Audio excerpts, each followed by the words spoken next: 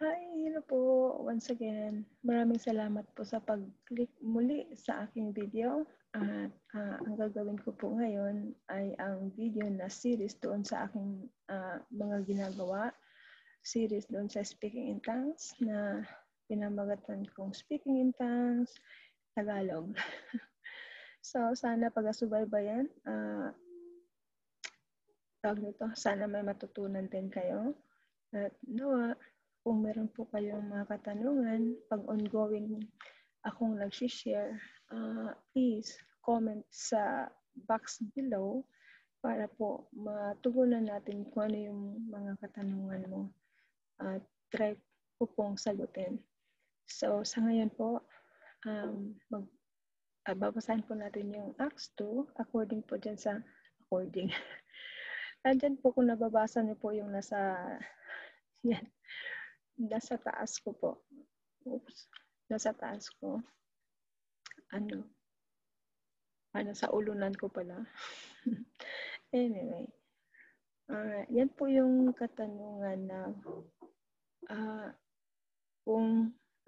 katanungan na maaari nating itanong sa Biblia kung talaga bang merong utos.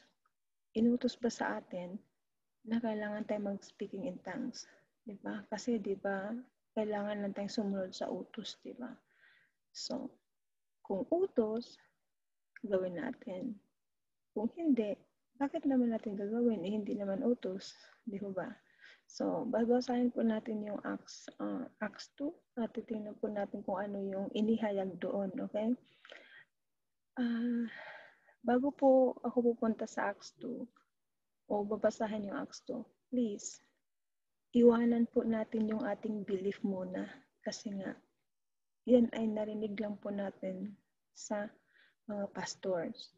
Kapag nag-aral po tayo ng Biblia, between ikaw po at ang Diyos, hindi between sa turo ng pastor at ikaw.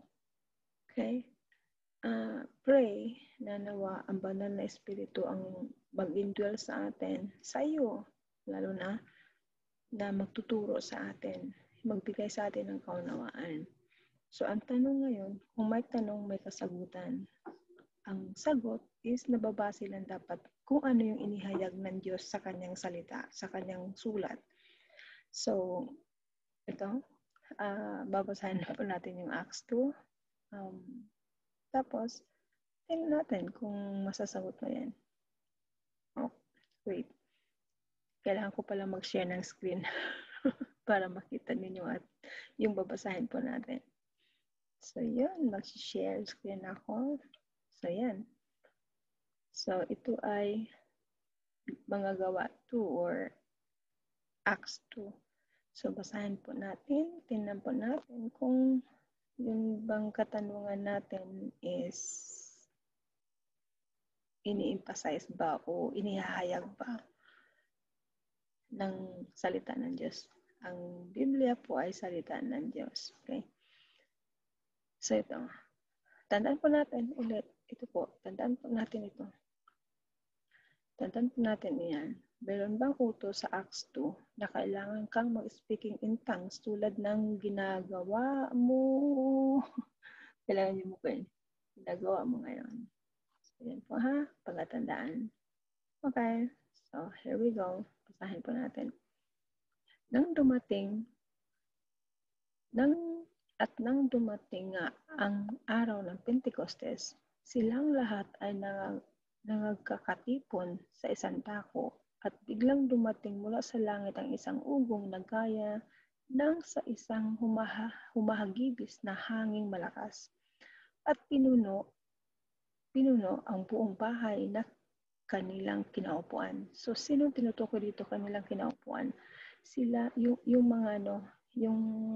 mga apostles. At sila, si Maria na ina ni Jesus bilang tao.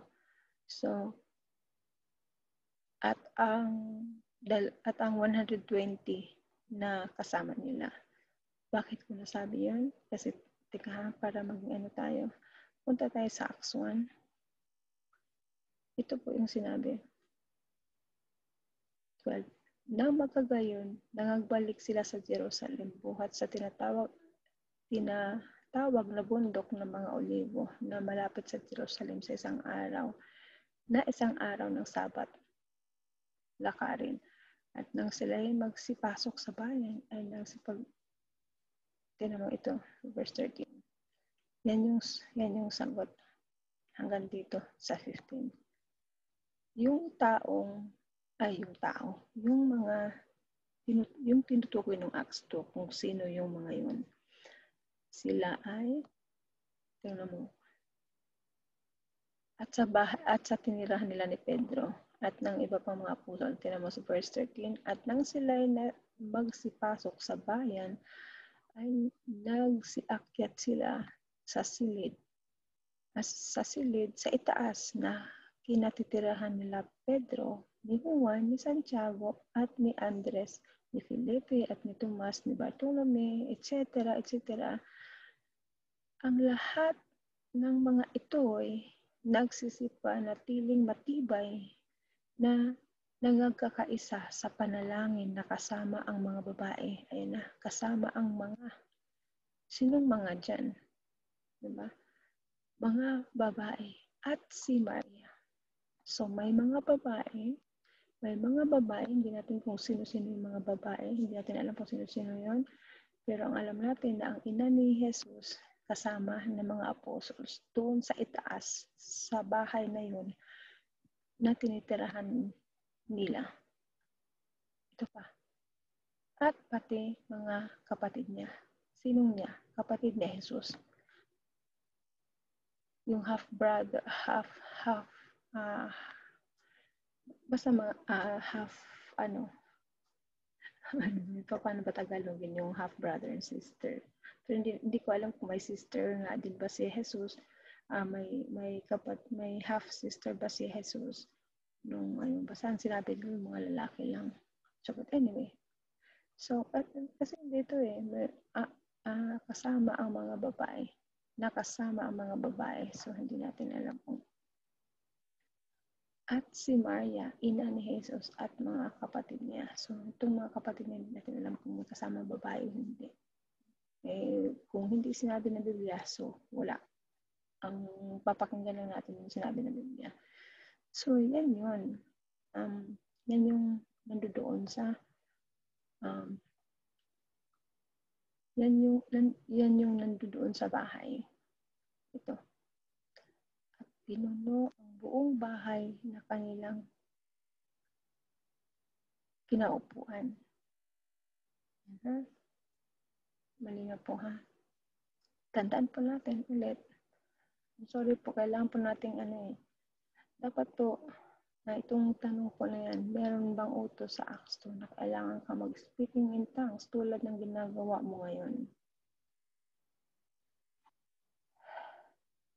So, tandaan po natin ha, kung nandyan po ba yan. Ito, ang sinabi ng Biblia, at sa, yun yung hangin, di ba? Humahagibis na hanging malakas at pinuno ang buong bahay sa kanilang kinaupuan at sa kanila may napakitang mga dilang kawangis ng apoy na nagkabahabahagi at dumapo sa bawat isa sa kanila. Sinong bawat isa? Ang mga nandoon sa loob ng bahay na yun. At silang lahat ay nagpupuspos ng Espiritu Santo at pasimulang magsalita ng iba't ibang wika ayon sa ipinagkaloob ng Espiritu sa kanila. May itong phrases na to, marami na ang tao ang nag-alala kasi sinabi to, kinuwento ni Luke na may mga nagsisitahan nga sa Jerusalem na mga Hudyo, mga lalaking relihiyoso na buhat sa bawat bansa sa ilalim ng langit. So, itong lahat na to nagsalita ng wika. Pero yung dumapo sa isang humahagibis na hangin, ang dumapo lang yung mga nandoon sa loob ng bahay. Pero yung marinig ng mga ng mga nasa Jerusalem, mga Hudyo at mga lalaking relihiyoso nabuhat sa ibang bansa ng langit.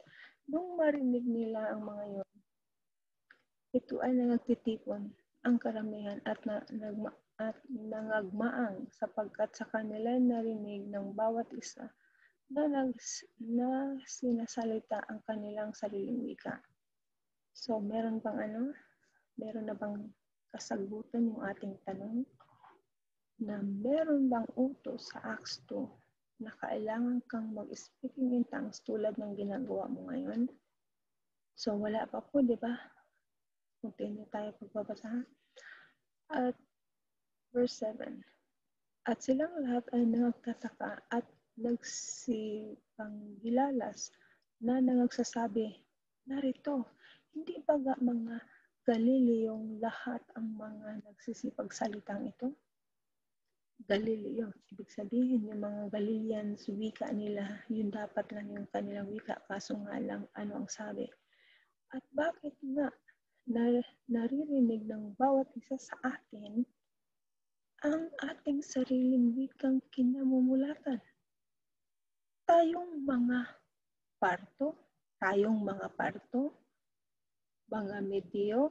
So, ibig sabihin, sila yung mga nandoon. So, ang mga salita na sinasabi nila, nag-speaking in tongues sila sa salita ng parto, sa salita ng medo, sa salita ng ilamita, yan, lahat ng mga yan.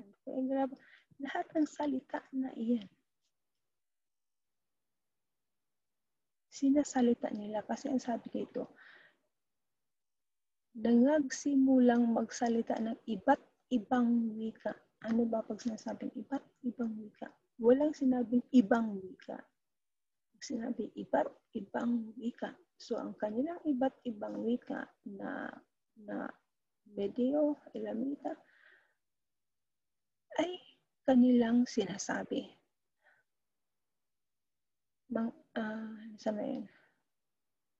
Mga Cretense at mga Arabe ay nangaririnig nating nagsisipagsalita sila sa ating mga wika na mga makapangyarihang gawa ng Diyos. So, yung kanilang wika, katulad sa atin, Tagalog tayo, di ba? Ang Diyos ang nagbigay sa atin ng salita na Tagalog para tayo magkakaintindihan. So, yan yung ini-emphasize dyan na lahat ng salita ng nandoon sa Elamita, lahat na yan ay kapangyarihang ginawa ng Diyos. Yan yung pakakaintindi ko sa Tagalog na translation. Kaso lang, ang nakakamangha lang sa nangyari dito, lahat ng mga Galileo, nakakapagsalita na ng iba-ibang wika na naiintindihan ng bawat isa. So,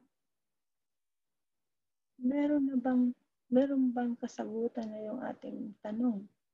Ang tanong natin, meron bang utos sa Acts 2 na kailangan kang mag-speaking in tongues tulad ng ginagawa mo ngayon? Ito. Meron na bang sinasabi doon na mag-speaking in tongues ka? Wala pa akong napansin na inutusan tayong mag-speaking in tongues. So, patuloy tayo. Dapat pagtindig ni Pedro na kasama ang 11 ay itinaas ang kanyang tinig at sa kanila nagsasalaysay. So, bakit dito 11 na? 11 na. Dapat pagtindig ni Pedro na kasama ang 11. So, siyempre crowd yun, di ba? So, siguro lumabas sila nung nagtipon-tipon sila. Ito, nasa na yun? Di ba? Nung marinig nila, nagtipon-tipon. Ito, nagtitipon ang karamihan.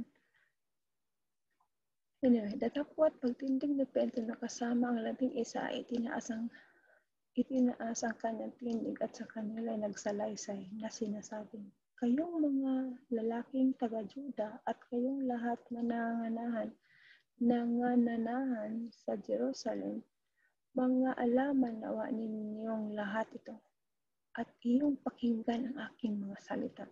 Pakinggan na natin si Peter. Ano ang sabi ni Peter? Sapagkat ang mga ito hindi mga lasing. O sinabi ni Peter, ang mga nakikita niyo, hindi ito mga lasing. Gaya ng inyong inakala. Yamang ngayon oras ng ikatlong lamang ng araw. Natapot ito yung sinasalita na sa pamamagitan ng Propeta Joel. So, ibig sabihin, ang tinutukoy ni Peter dito, yung pangyayari na nakakapagsalita sila ng iba-ibang lingwahe ay kapuspusan ng banal na espiritu bilang katuparan sa hula ni Propeta Joel. Ito nga, Propeta Joel. So, ito ang sinasabi ni Propeta Joel. Ito, kinote ni Peter ang sabi, at mangyayari sa mga huling araw, sabi ng Diyos, na ibubuhos ko ang aking espiritu sa lahat ng laman. At ang inyong mga anak na lalaki at babae ay mga huhula, ang inyong mga binata ay makakakita ng mga pangitain, ang inyong mga matatanda ay magsisipag naginip ng mga panaginip. So sinabi, ito pa, inutos ba na kailangan kayong managinip? Na kailangan kayong manghula? Na kailangan kayong mga kita ng pangitain? Inutos ba? Hindi inutos. Kumbaga, yun yung pangyayari na ginawa ng kababalaghan ng Diyos during that time. Hindi nitong panahon natin ngayon, bagkus during that time. Ngayon, meron na bang kasagutan itong ating tanong na to? Meron na bang pinahayag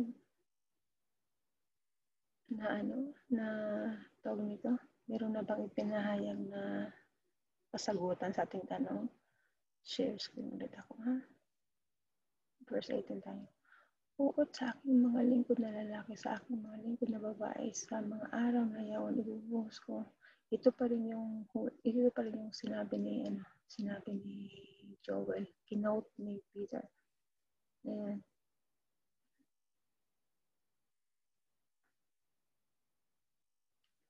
Tapos, ito, kayong mga lalaking taga-Israel, ito, in-specify na ni Peter ito. Mga Israelites. Ito na. Hindi nakasama ang mga Judea. Kasi dito, sinabi,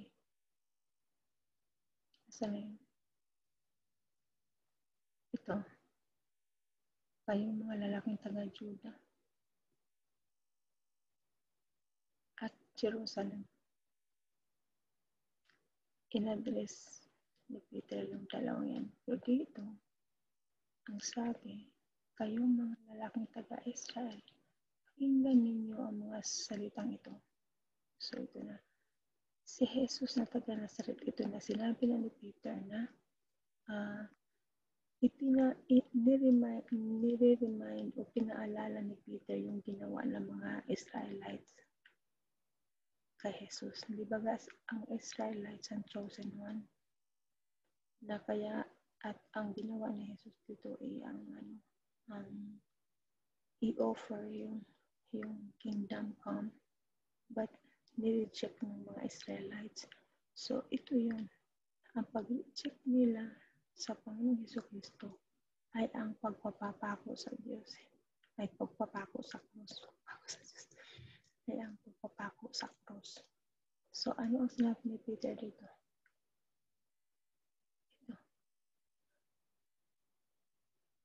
Ito, siya na binigay sa taglang ito. Si Jesus ng Nazaret, lalaking pinatutunayan ng Diyos sa inyo sa pamamagitan ng mga gawang makapangyarihan at mga kababalaghan at mga tanda na ginawa ng Diyos sa pamamagitan niya sa gitna ninyo, gaya rin ng malalaman niyo. Siya na binigyan ng siya na ibinigay sa takdang pasya at paunang kaalaman ng Diyos kayo sa pamamagitan ng mga kamay ng mga lampasan ay inyong pinako sa krus at pinatay, na siya'y binuhay na muli ng Diyos, pagkaalis sa mga hirap at hirap ng kamatayan, sapagkat hindi maaari na siya ay mapigilan nito. So, kinumento ni Peter yan. Meron na ba tayong nakitang kasagutan sa tanong natin? Wala pa rin. Di ba? So, ito na. Pumote si Peter na naman sa Isaiah. Ano to? Isaiah 9:6. Isaiah 9:7. Ito yan. Yung uupo si Jesus sa trono ni David na pangako ng Diyos na magpakailanman hindi ito mawawala. So sabi ito, mga kapatid, malayang masasabi ko sa inyo tungkol sa padyakang si David. Ito na yun yung kinuwento na uupo. Ayan o. Kaya nga.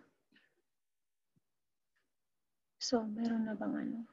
Ngayon, ito ang tanong.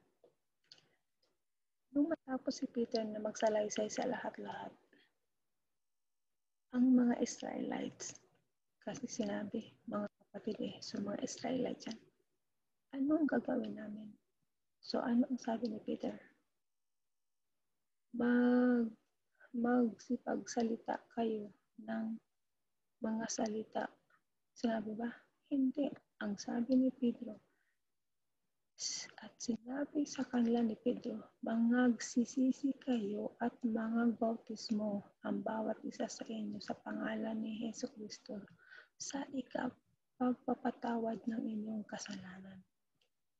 Doon sa mga kumukot ng Acts 2:38 na sinasabing bautismo sa tubig.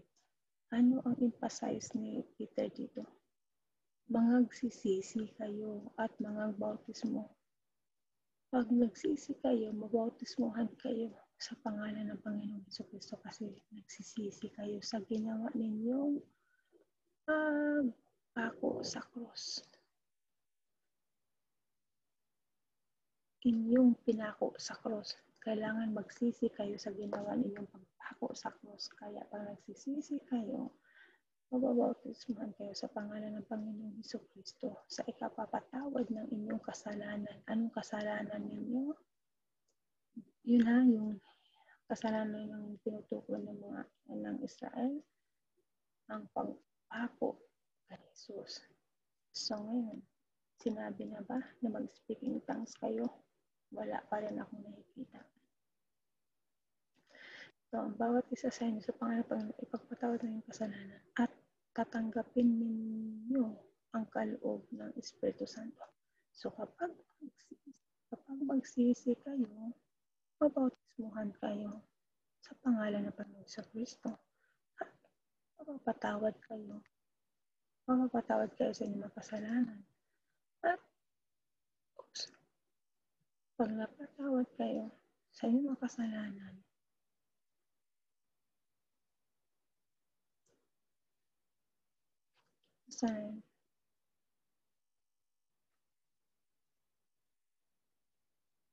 pag napatawad kayo sa inyong mga kasalanan,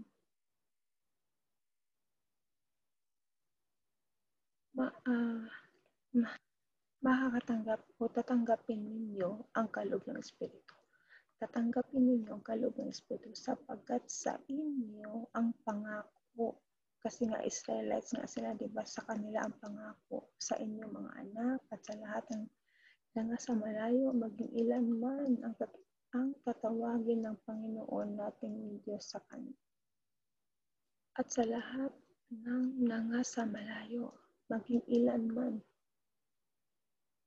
ang tatawagin ng Panginoon nating Diyos sa kanya. At sa iba pang maraming salita ay nagpatotoo siya at nangaral sa kanila na sinasabi, magsiligtas kayo sa likong lahing ito. Yaong nang nagsitanggap ng kanyang salita ay nangagbautismuhan. Ayan. Ito ang sinabi. Walang sinabing tubig. Kasi ang sabi ni Peter, yaong nagsitanggap ng kanyang salita. Sinabi ba dyan na tubig? Hindi. Sinabi ba dyan na kailangan kayo mag-speaking in tongues? Hindi. Wala. Sabi ito, nagsitanggap ng kanyang salita, nangagbautismuhan, at nangaparagdag sa kanila ng araw na iyon ang may 3,000 kaluluwa at sila'y nagsipanatiling matibay sa turo ng mga apostol. Ano ang turo ni apostol? Ang tungkol sa Panginoong Jesucristo. Okay. So, yan. At ang takot ay dumating sa bawat kaluluwa at ginawa ng maraming kababalaghan at tanda sa pamamagitan ng mga apostles. At ang lahat ng mga nagsisimpalataya ay nagkakatipon at lahat nilang pag-aari ay sa kalahatan at ipinagbili. So ito na yung nag-sharing sila sa mga kanilang ari-arian. Nagsisipanatiling matibay sa pagkakaisa sa templo at sa pagputol-putol ng tinapay sa bahay-bahay at nagsisikain sila ng kanilang pagkain na may galak at may katapatan ng puso na nangagpupuri sa Diyos at nagtatamo ng paglingap ng buong bayan at idinaragdag sa kanila ng Panginoon ng Panginoon araw-araw yaong nangagliligtas. Meron bang tubig akong nabanggit ka? Meron bang tubig akong nabasa? Wala. Ano ba ang kaligtasan? Ang kaligtasan, ang mga nakarinig sa salita at tumanggap sa salita ni Peter. Ano ang sabi ni Peter? Sa tubig ba? Hindi. So ngayon, na meron bang emphasis ito? Meron bang utos sa Acts 2 na kailangan kang mag-speaking in tongues tulad ng ginagawa mo ngayon? Wala. So bakit ka kailangan mag-speaking in tongues? Di ko ba? So please, isip-isip po na dapat huwag po tayo makikinig basta-basta lang sa mga maling turo. Kailangan po natin pag-aralan ang Biblia, basahin ang Biblia ng may unawa at manalangin sa Diyos na iparating sa inyo ang kaunawaan ng ayon lamang sa sinabi ng Diyos. Hindi sa kung ano sinasabi ng mga tao. Tingnan po natin ang kanyang salita. Di ba? So, bakit ka nag-speaking in tongues? Saan galing yan? Wala namang tinuro si Peter na mag-speaking in tongues ka. Dinescribe lang ni Peter yung mga nangyayari noong una. Dinescribe ni Luke sa verse 1 hanggang sa verse hindi ko na kailangan mag-share ng screen. Gusto ko lang sa verse 1 hanggang 4, kinuwento lang ni Luke yung nangyari sa nahula ni kinuwento ni Luke sa Acts 2 verse 1 hanggang 4 ang katuparan ng sinasabi ni Prophet Joel yung speaking in tongues. Pero hindi po sinasabi na mag-speaking in tongues ka para ka masave o para mapuspusan ka ng banal na espiritu. Hindi. Ano ang sabi ni Peter? Ang mga nakinig sa sinabi ni Peter, sa mga sinasabi ni Peter, ay nangagliligtas. Ano ba ang sinabi ni Peter? Ang kamatayan ng Panginoong Jesucristo, pinako niyo siya, so dapat tanggapin ninyo siya. Yan yung sinabi, hindi yung bautismo sa tubig o speaking in tongues. Di ba? So, sana naintindihan po. So, yun. Kung naisip mo po na na-bless ka sa video na to, share lang po sa inyo, sa mga relatives niyo po at kamag-anak na nag-speaking in tongues. Ginagawa ko po ang video na ito para magising po kayo sa katotohanan na dahil wala akong sinabi na kailangan mo mag-speaking in tongues. Ang speaking in tongues na sinasabi sa Acts 2 ay hindi po atin yun. Katuparan po yun ng kapuspusan ng sinahula. Hula po yun ni Joel na inano ng Diyos. Katuparan ng banal na espiritu sa pagpupuspos doon sa mga naniniwala sa Panginoong Jesucristo. Diba yun nga yung kwento ni Peter? Na yung pagpako ni Jesus na binuhay ng Diyos si Jesus. So yun. Kaya kung nag-speaking tongues ka, please, demonic practices po yan dahil hindi po yan ang nakasulat sa salita ng Diyos. So yun po, yung ginagawa ko po malasakit sa iyo. Okay, so pag-aabangan po muli. Sana na-bless ka at pag-aabangan po muli ang susunod po mga video. At nawa, pray na at humingi ka ng kapatawaran sa Diyos na dahil sumunod ka sa hindi sinasabi ng Diyos bago sinasabi ng mga tao. Sumunod ka sa salita ng sa mga sabi-sabi sa iyo ng tao. Which is wala. Which is hindi. Hindi yan sinabi ng Diyos. So, anyway. Yan. Hanggang sa muli po, if kung meron po kayong mga katanungan, comment lang po kayo sa baba at try ko pong sagutin. At please, gusto ko lang po discussion at hindi debate. So, yun po. Bye-bye. Have a blessed day. Bye. Thank you. Sana na-bless po kayo. Bye.